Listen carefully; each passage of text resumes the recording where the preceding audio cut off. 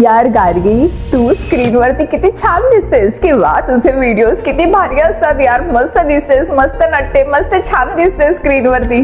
पण तुम्हाला माहितीये का, ह्या स्क्रीनवरती छान दिसण्याच्या मागे बॅक स्टोरीज किती आहे ती किंवा सकाळी उठल्यापासून मला कोणत्या कोणत्या गोष्टींना तोंड द्यावं लागतं. तर सगळ्यात पहिलं म्हणजे सगळ्यांचं जेवण करावं लागतं. ऑफकोर्स आपल्या घरी जेवण करायला लागतंच लागतं.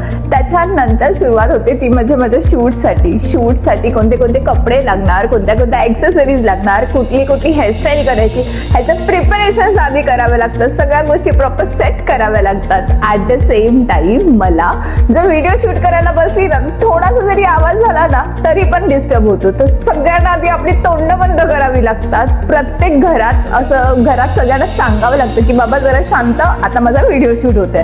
तर तेवढ्यापुरते सगळे शांत राहतात. त्याच्यानंतर मला ॲट द सेम टाइम जेव्हा शूट चालू असतं ना, कमीत कमी 6 ते 7 साड्या बदलाव्या लागतात. आणि मी ऍक्च्युली बदलते.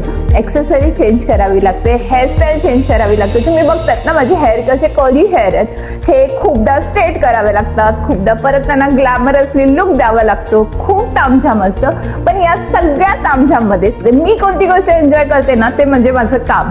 कारण मला काम करायला, व्हिडिओ रेकॉर्ड करायला, शूट करायला, छान छान कपडे घालायला खूप आवडतात. त्यांना मला खूप जण विचारतात की अगं एवढी एनर्जी कुठून येते. तर ही सगळी एनर्जी मला माझ्या कामामधूनच येते. मी माझं काम खूप पसंत करते.